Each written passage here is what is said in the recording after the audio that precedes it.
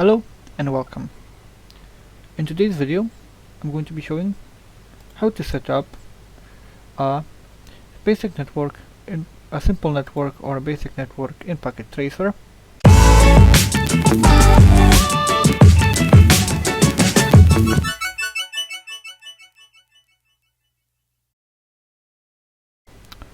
So our network is going to consist of two departments. So what we're going to do is we're going to give ourselves a little coloring area to define to show what our departments are. So let's make that make that one purple. Let's make this one green so that we can so it makes it easier to see our text. Okay, got our two departments. Let's give these departments names. So I'll call this department 1.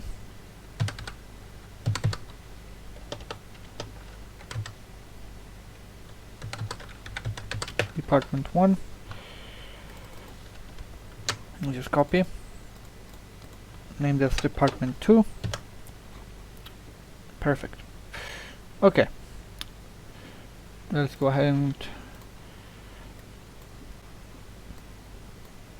bring them a little bit closer to each other. Okay. Now we need to think about what's going to be in our network. Okay, so I think that I'm going to make two PCs in each. I'm going to have two PCs in each department. So let's put those two PCs in there, and two PCs in here. Okay. Now also,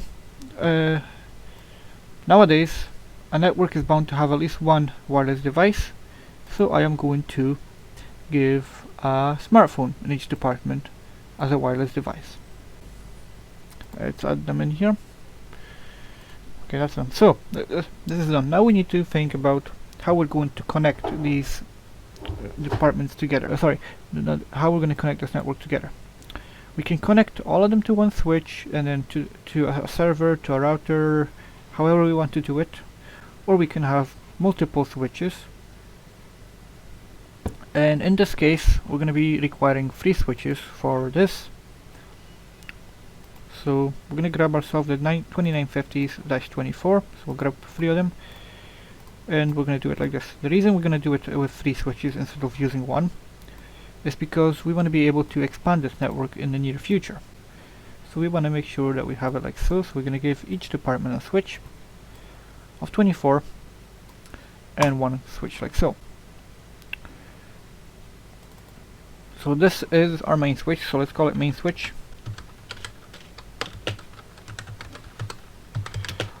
It's always usually referred to as the core switch, so let's refer to it as core switch.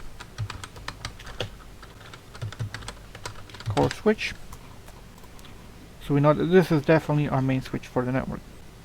Okay, so we're going to connect our PCs to our switches like so, by cable.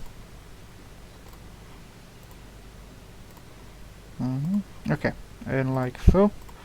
And let's connect our switches to our core switch.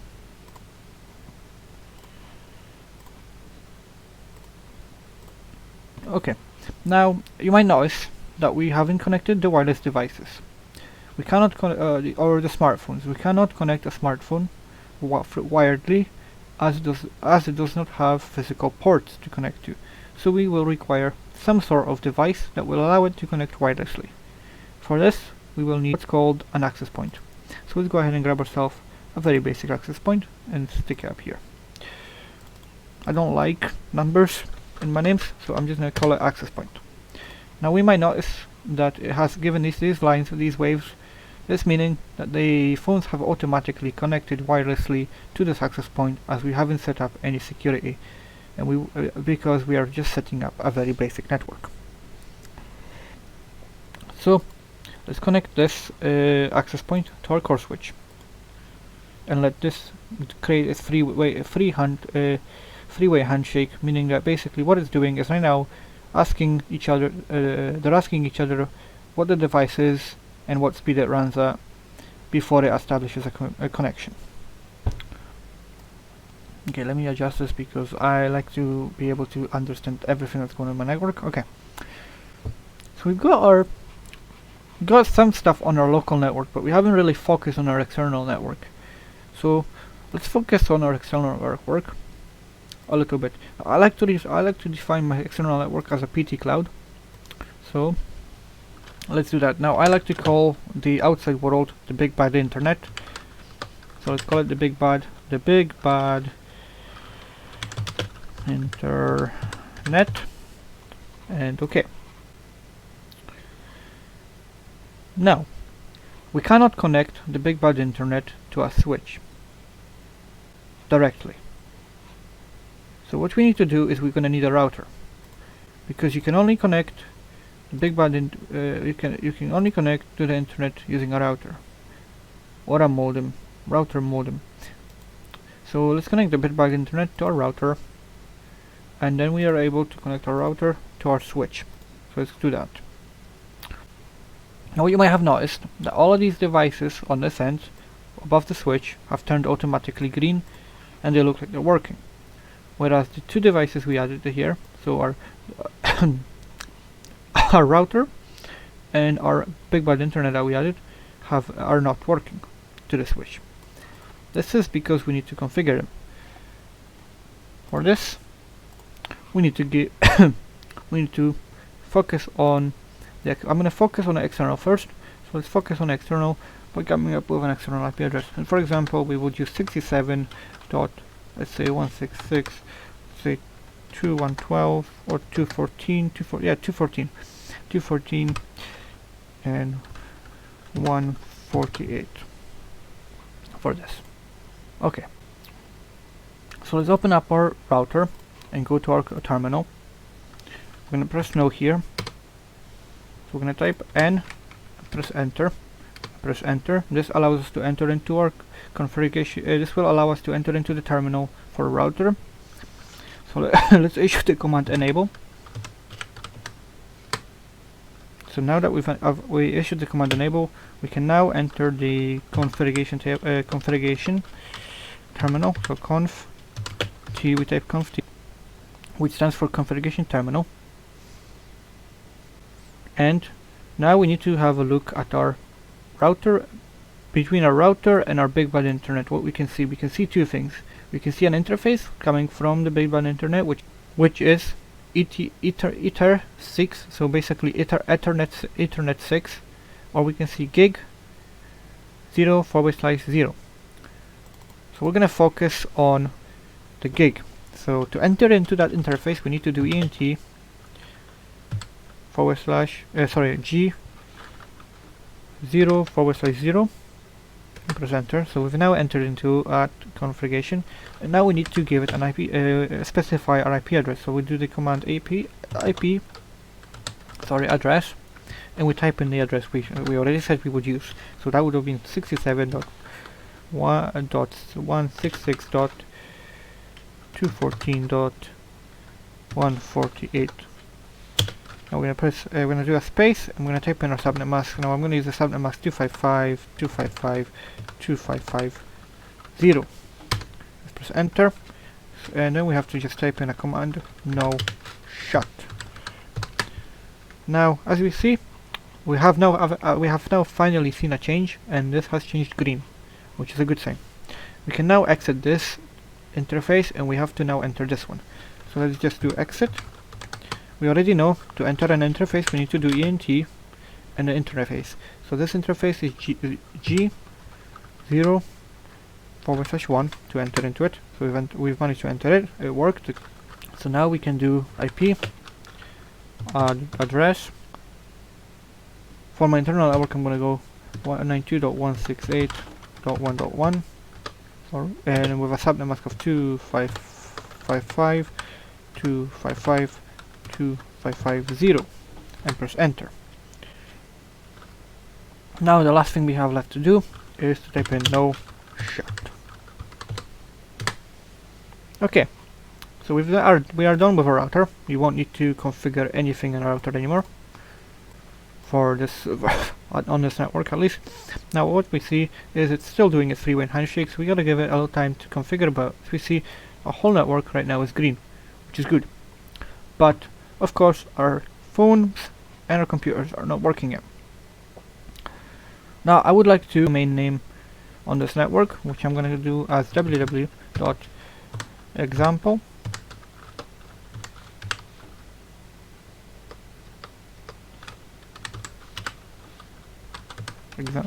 example.com. Right. So let's make this a little bit bigger, nice and straight, so we can actually make it look like this. Just move that up. Move up a bit. Perfect. That looks nice. Nice and informative. Okay. So now we also want to do is create ourselves a label for our default gateway. So 192.168.1.1, and let's just put that here. Cover up that name and make it look nice. Center. Okay, perfect. So we've managed now.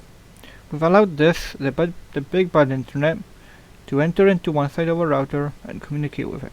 We've then also now allowed the big bad internet to on the other side of the router to access our internal network and connect to this switch. So far everything to this switch, everything to this point works. We can ping these and it will work. Anything beyond this point doesn't work, and we still need to configure.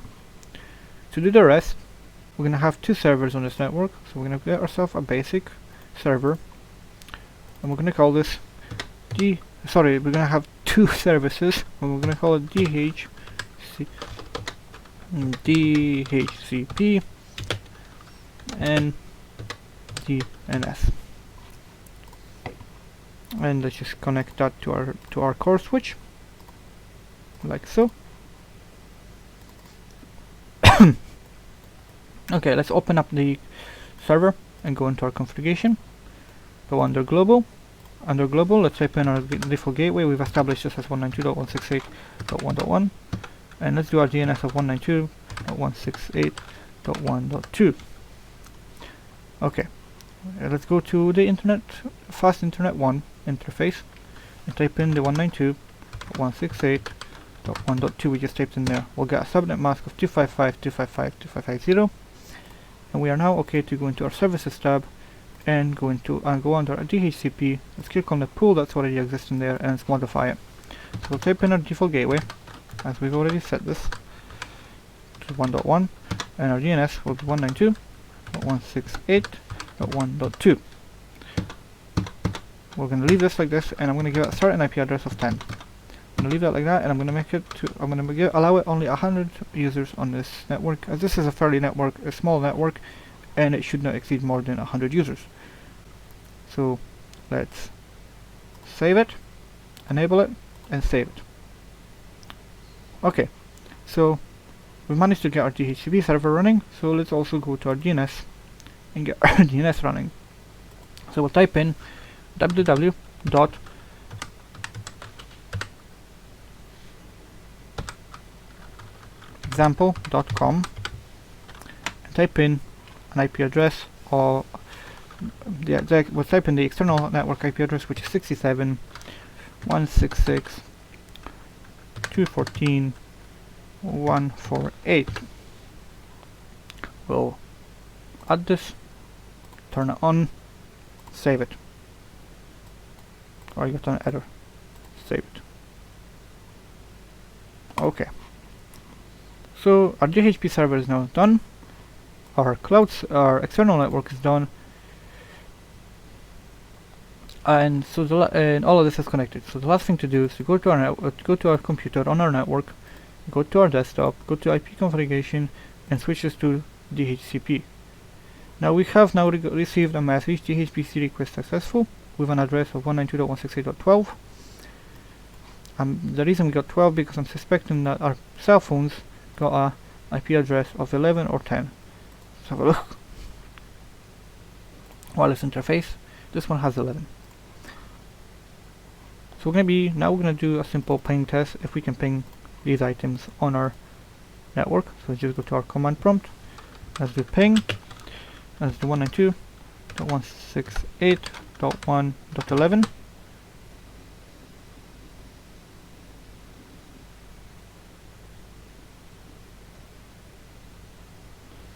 Okay, let me have a look, because I think I'm typing in the wrong IP address. Control-C, let's go and have a 1.10. I think I haven't actually sorry guys, it's static, so we need to set this to the DHCP. Okay, now it will work. So now if we, I apologize for this. So now if we just do 11, it works. Let's do the .1, so our default gateway. It works. Let's do ourselves the DNS server. Basically, this is us basically going through through everything we have on our network to see if we can ping it. Now let's see if we can ping our broadcast address, which would be 1.192.168.168.1.0. Okay, so our broadcast address is working. Let's see if we can ping the 255 address. That also works. Perfect. So we've managed to ping a PC, we've managed to ping a cell phone, we've managed to ping our router default gateway, and we've managed to ping our server. Both services on that server. Exactly. So now let's see if we can ping the external network with two methods, which would be 67.166, the regular, by doing this IP address, .148. Let's see if that works. Yes, we can access the external internet. Now let's see if we can do it with our DNS service. So this would be www.example.com, and also works. This tutorial was basically a basic setup on how to set up a networking packet tracer. I hope you enjoyed, and any questions, please leave them in the link below. Thank you. Sorry, in the description below. Thank you.